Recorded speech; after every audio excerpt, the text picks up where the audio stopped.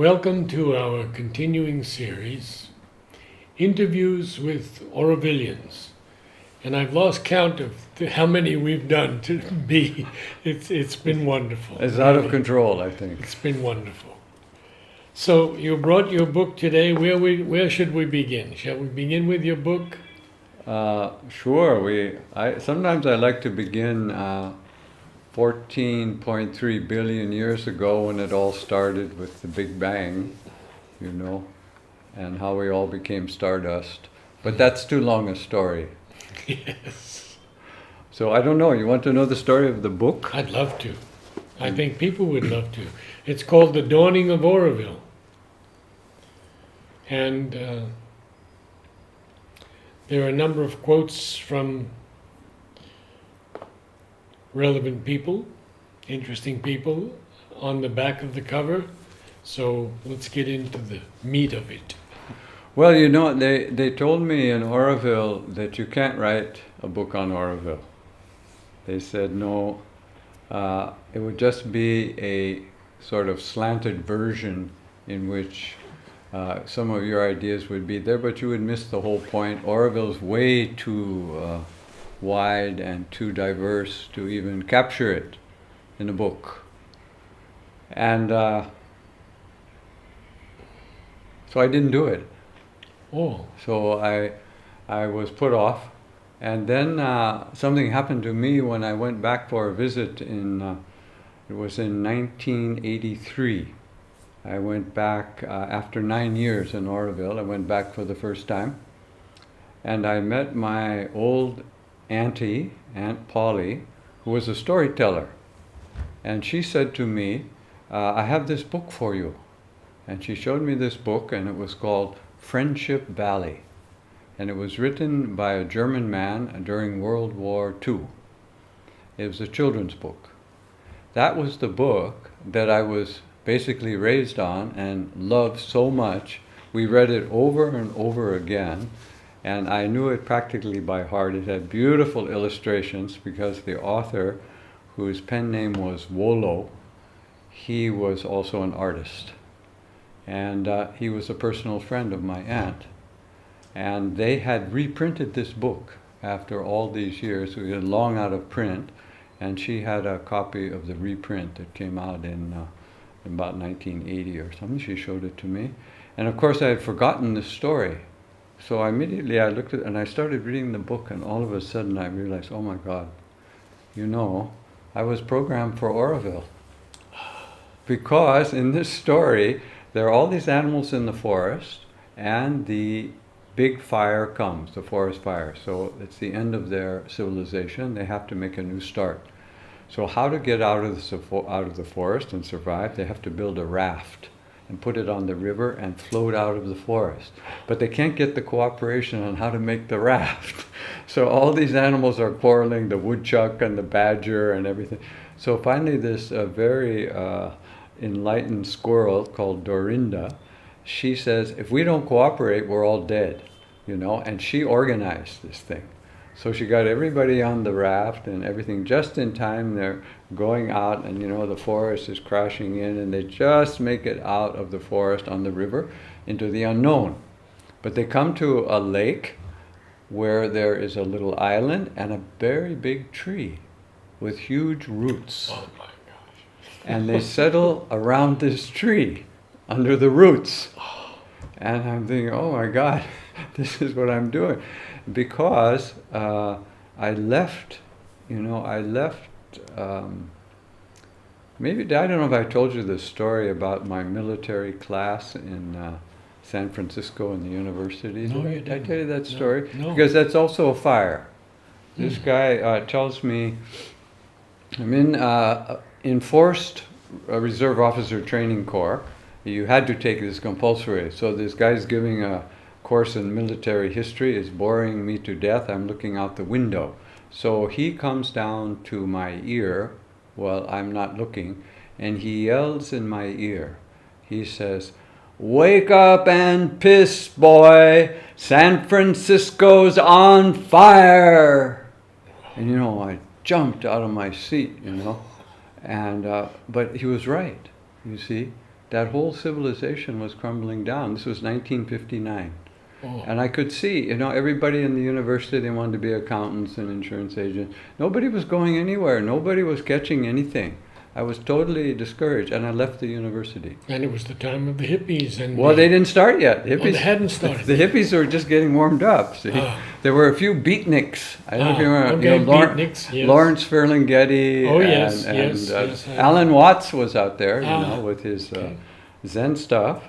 But that was all, and so that's when I woke up. So I connected that back to the fire in the forest that I experienced as a child, and going in and going out into Friendship Valley. And what happened also in that story was what the author did. He put traditional enemies together, cooperating. Okay, this is wartime, you know. So he's writing, and he's a German living in San Francisco. So here's this trader rat. He's going around the area with his things on the back, and he's selling to different people. And he comes there, and what had happened when they had gone out from the forest, this mother cat had lost her kitten. And the kitten had, drifted out in the water. And so when this trader rat came and he met the mother, he told her where the kitten was. So, you know, cat, rat. He had a lot of these combinations. And then he also had the thing about the unimportant people. So they picked up one of these, they picked up a kind of, some of these smaller animals. One of them was a frog. And he was trying to get out of the forest. They put the frog on the thing. So when they were living there, everybody had to work and, the farm, and they had put all their, stored all their stuff on this little island, and they locked it up with a key so nobody would. So one day the badger's out there, they're fishing on the lake, and there's a storm, and it falls over, and he loses the key. Key's at the bottom of the lake. So they're all going to starve if they can't get the food out of the storeroom. So it's the frog that saves them, because he can dive all the way to the bottom of the lake, pick up the key, and come back. So all these little tales are all mixed into this beautiful story. So it's, of course, totally about cooperation, living together, sharing, and all that. So I realized that was programmed into me. And then I thought, this man could write that story during the war. I can write the story about Oroville during the war we had in Oroville. You know, all the trouble and all the stuff that happened and all the complexity of it. So then my plan was, it wouldn't be essentially my book. I would gather together things that other people wrote during these different times, and I would put it all together, organize it, and I would, every little bit that was written, I would footnote it with the person who wrote it, and the exact reference. So that's how the book got formulated. And then I enjoyed so much doing it. Of course, we were working all day. We did it in the evening. I was working with Tina. I was living with Tina. And Tina always said, when are you going to finish the book? When are you going to finish the book? Well, it took us a couple of years. But by about 1989, it was pretty much together. So then I'd get somebody to do the layout, and that was a problem. Birgitta, Rolf and Birgitta, who run the Future School, she was good at this typesetting and stuff, but she was too busy. She started, but then she had to stop. So then I got Anne-Marie to do it. Anne-Marie was doing the typesetting or the layout for Orville Today, Alan's partner. So, but she could only do it when the layout for Orville Today was ready. So some months, it took the whole month, to get that thing ready. So then she did it in her spare time. So there was another long period. Then I wanted to take it to the press. So I go to the press, and Serge is running the press in those days. And Serge says, we're so busy. So he kept putting me off. And then finally he said, next month there's a couple of weeks. You can do it then. Oh, it's fine. So I come. He's not there. He went on holiday. And so then I was able to contact him, and he said, "Oh yeah, you don't need me." He said, "There's I forget who, somebody like Arumugam is there. He knows how to run the press, but you have to help him. You help him, and you can print your book yourself." And so I thought, "Oh my God, is this possible?" So we did, and had to mix the ink. See, so we're mixing the ink, and I'm trying to get this color of the Oroville soil. See, but I think inside it's a little too faint. It should have been slightly darker. But Arumugam and I are mixing the ink and pouring it in the machine, and then we took a couple of test sheets and printed the whole thing ourselves. And then Olivier, he did the cover. And How was it received? well, I thought maybe I had to get out of town after it came out, because of all these things were in there, you know, heavy things. The only people who really reacted were those people we called the neutrals. And so one woman, Miriam, she was extremely upset. No, not Miriam, Miriam's mother. She was very upset. So she called me and she said, "This book should never have been printed," and you know, she gave me a big thing. So I said, "But I put in there what the neutrals said about themselves. You can see it, here it is on page. I made no judgments. I wrote what the people at the Oroville Review said about the neutrals. I put in what people said, and I didn't say anything about you or the neutrals. It's all historic, it's all things that you have written," because she was going much on, you know, hearsay, and she didn't really read the book carefully, I don't think, or look at it. She just saw that, I think she read the part that where the neutrals were heavily condemned by some people in these books. So, and then most other people liked it. Always remember Akash Kapoor. He was at Harvard at that time, at the university, and he said, I could never tell people about Oroville. I didn't know what to say. I didn't have anything to give to them, and there were no books in English really on except Savitri's early book, the first 6 years had come out. He wrote a kind Savitra. Yes, Savitra, Yeah. Alan Lithman. He had made that one book. And later he did another book, Sunward Rising, about the conflict. But that was just about that and more. So Akash said, "No," he said, "I have a book I can give people." And he said he was so happy about that. So, and he wrote a review of it too, I think in Oroville Today, that was very, very favorable. So over the years, it has, you know, people have liked it a lot. And we just got a few more a couple of years ago, because they found some boxes at the press under the cupboards. There were some more copies because it hadn't run out. So I think you can still, there's a few in the Seagull bookstore. You can still buy a few, you know, and they're selling it at a very reduced rate for the land fund. So it was when the land, when Guy was doing the land fundraising, I had some of these books stored in CSR, up on the shelf there, the stock. And he said, "Oh, you know, you've got that stock of books up here. Let's sell them for the land fund." I said, "Sure, you can sell them for the land fund." So they did. So that it went for the land. And so still the extra books that were found, we put in the bookstore, and that money goes to, it's 100 rupees or something per book.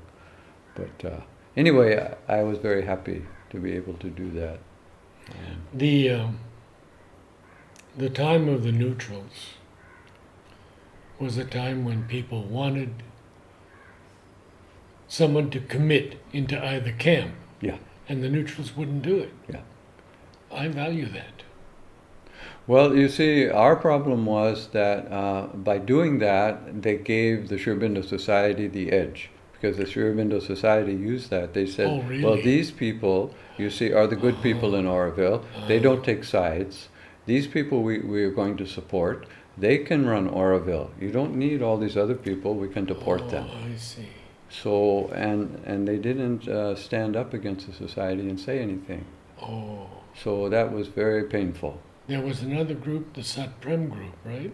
Well, the Satprem group was more some French people, mostly French, who were around Satprem. But they were all part of the community. That wasn't like a separate group. Okay.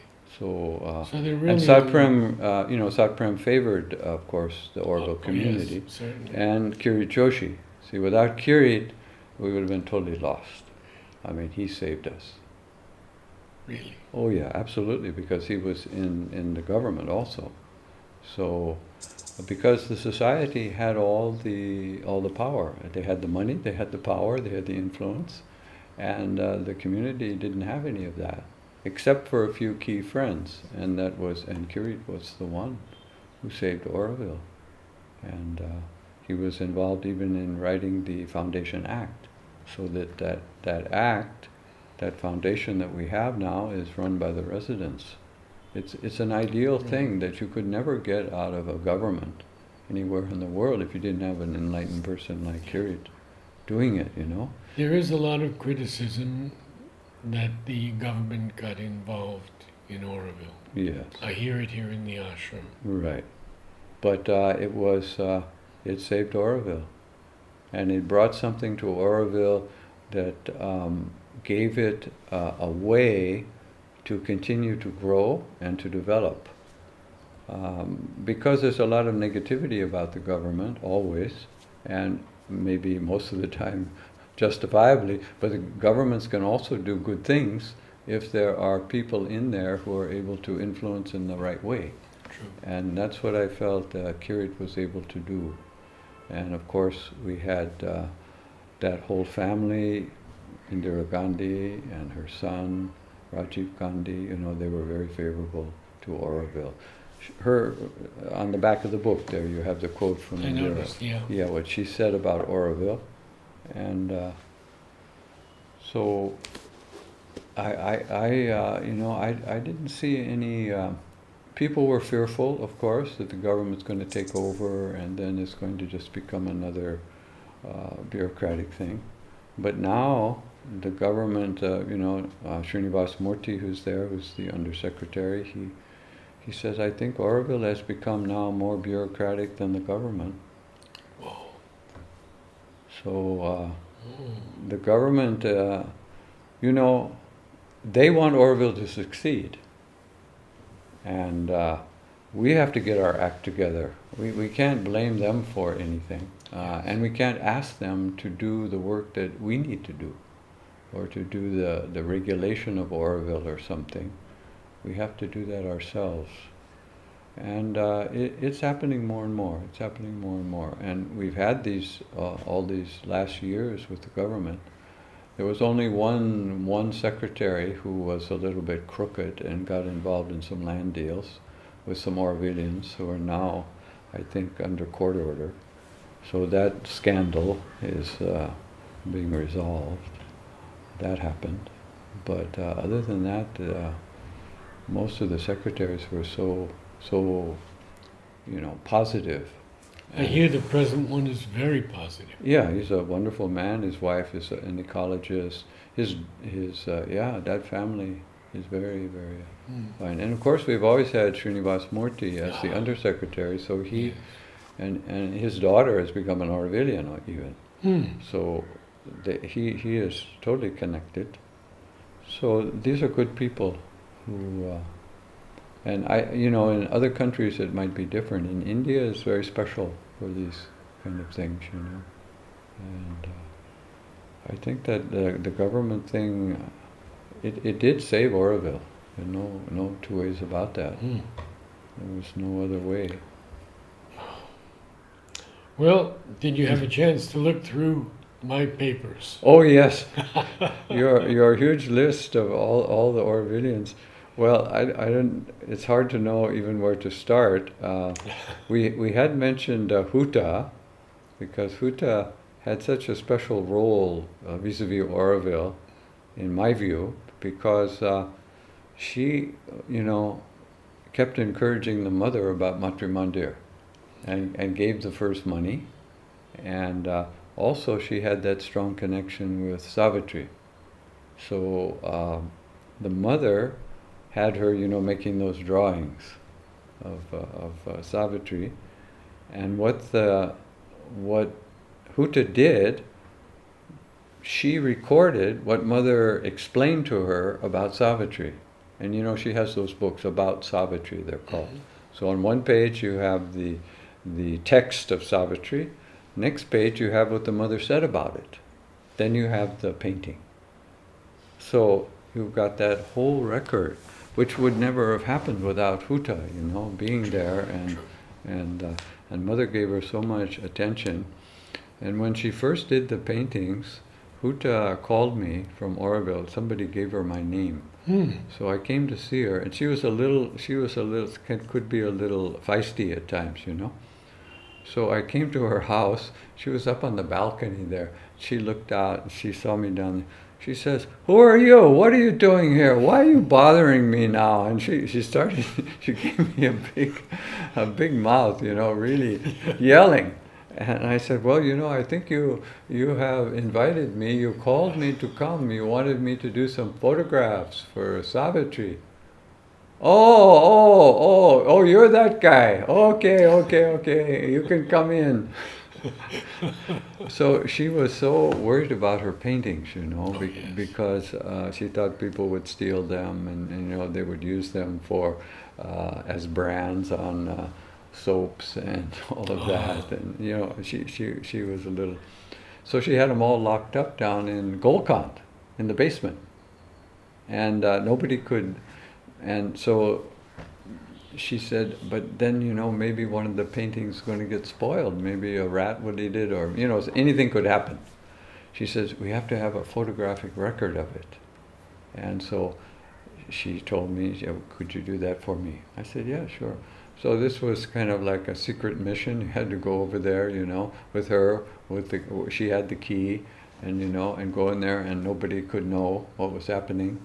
So I photographed each of those paintings. So when was this? This, I don't know. It was way back then in the 80s. Because Mother gave me permission to photograph all her paintings. Uh-huh. And I have 2 letters from Mother okay. about that. Okay. And that was when she put them in her house and would take them out, and I did the slides that Michelle Klosterman used. Okay. So I think I came after you. This is another set. I don't know what happened to those. Maybe Michelle Klosterman took the slides. I don't know what happened. We don't know the ins and outs of these stories. But, and then immediately when I finished shooting, she wanted to roll the film. I couldn't take it out, and get it developed or anything. It was slide film. It was Ektachrome. Right. Did it all on Ektachrome on, the old cassettes. Sure. So immediately I'd come out, I'd give her the thing, and then I'd come back. There's a lot of, there were, 400. Oh, yeah. Yeah, so this took... Lots of rolls. Yeah, so it took a lot of time. So, but every time I'd come, I had went to her house first, and then when I was leaving, she always gave me a loaf of bread. Because in the ashram, they have that sort of sweet brown bread, they give to the ashram. She didn't like it. But she didn't want to not take it, and she said, in Oroville, food is not so plentiful. You take this to Oroville, you use this bread in Oroville. So I always did. Sometimes she'd give me 2 or 3 loaves. It was fine. So she became very sweet, to me, as when she got all the films. But another interesting thing that she did, she made that painting that Mother called The Spirit of Oroville. Yes. And that painting was quite beautiful, and it was hanging in the New Horizon Sugar Mill. Her brother, had the office. Yes. And so that was in the office up on the wall, and the roof leaked. So then the water trickled down the wall and somehow went on the painting.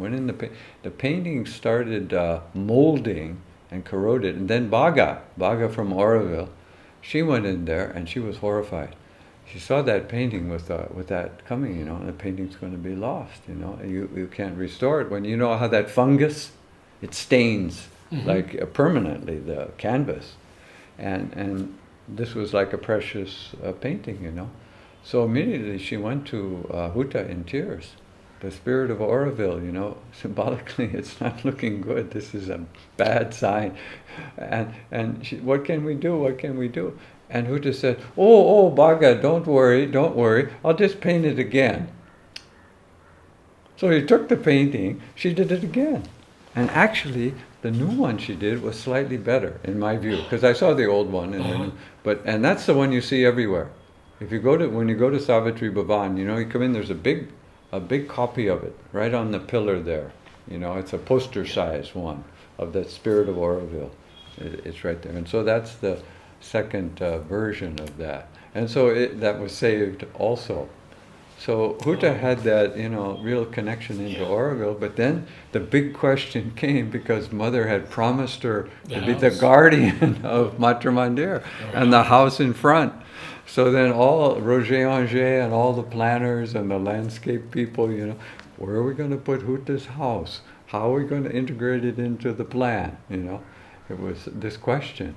And so Huta, very graciously, as the years went by, and it was very clear that there wasn't a place to have her house right in front of Matre Mandir, she, let go of her claim and said, no, that was, for that time, and it's obvious we don't do that now. So I thought that was, good of her to do that, because these things can get kind of nasty sometimes, how it goes. Well, she had all that correspondence with Mother. Yeah. She had it all, and then she wrote that nice book, about Matre Mandir and all these things. So that she, that legacy all came to Oroville, but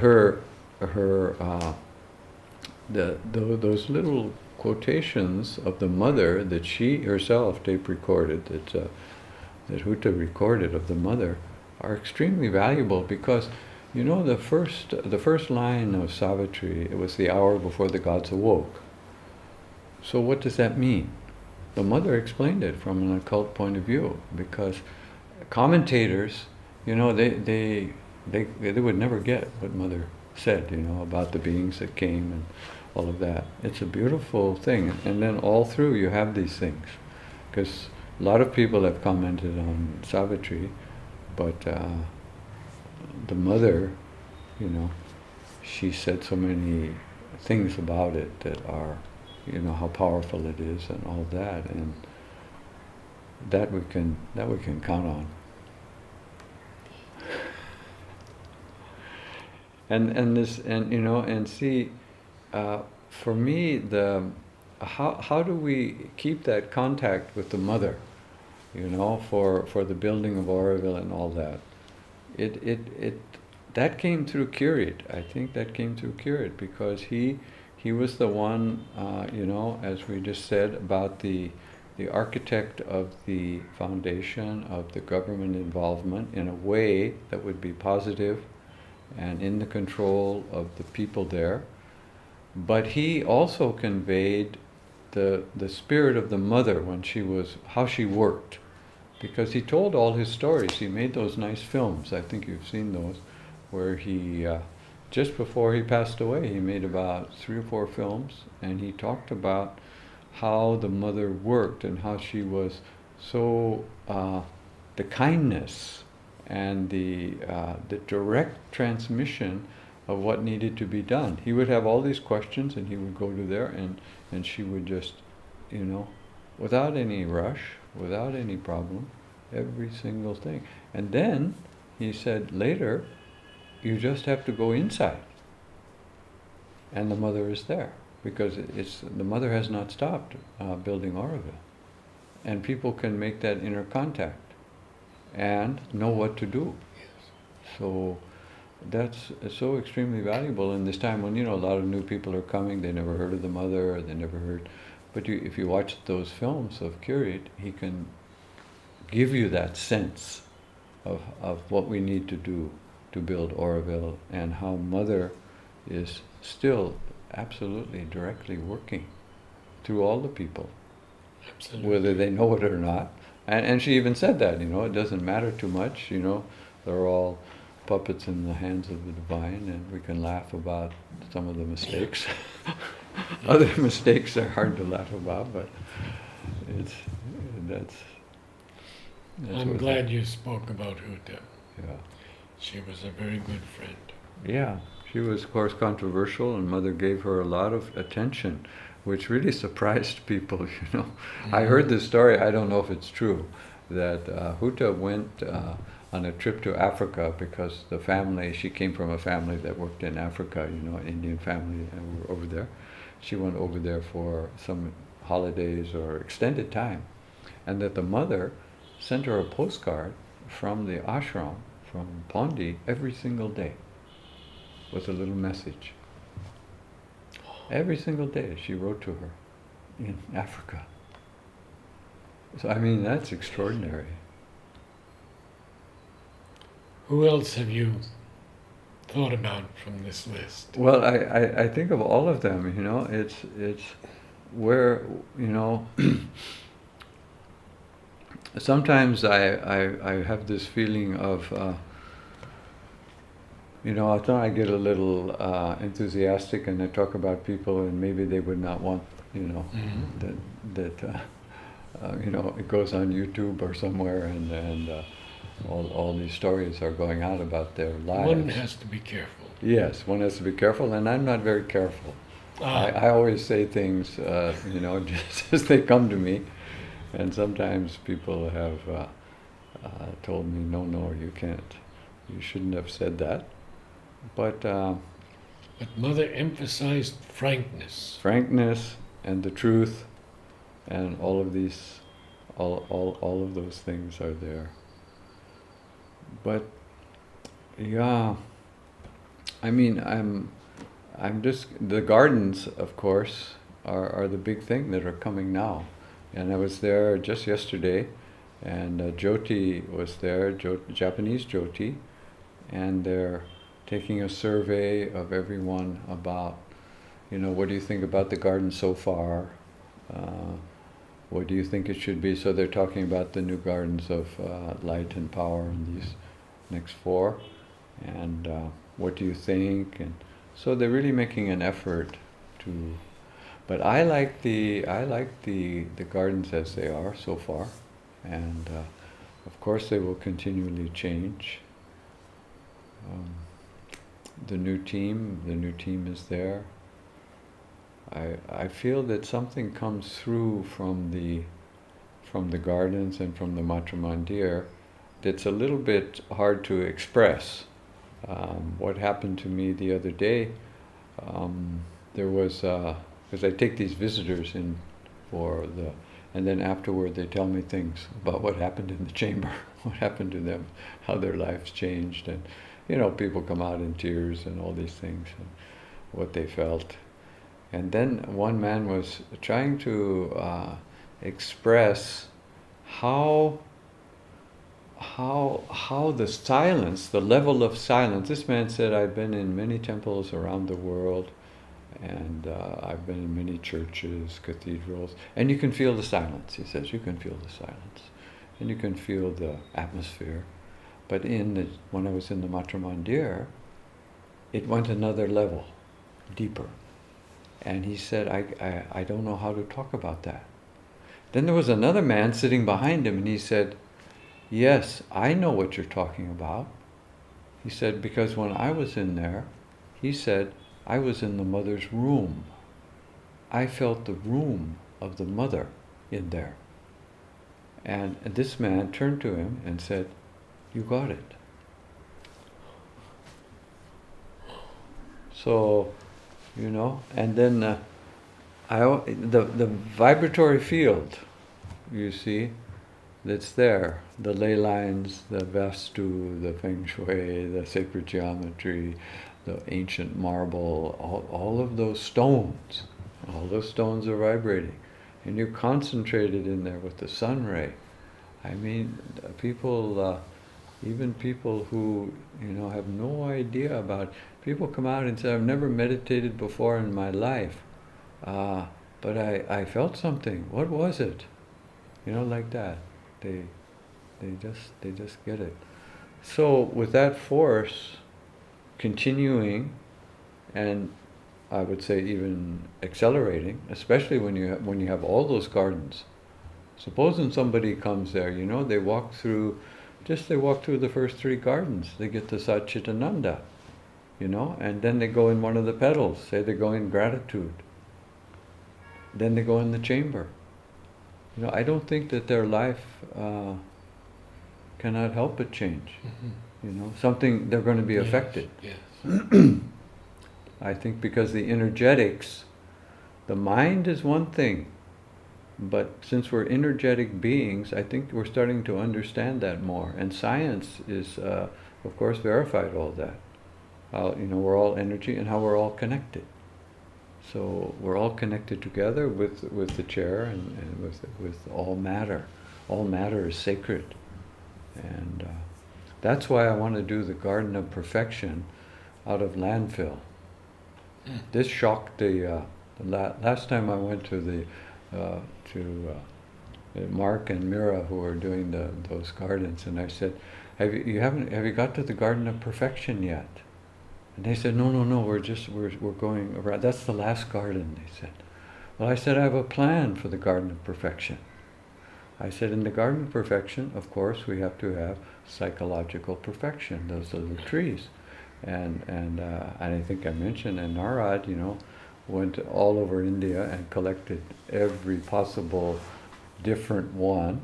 We have them all here. So in that garden, we have to have all these trees, all these different psychological perfections, all the colors. But we need little hills, so we place all.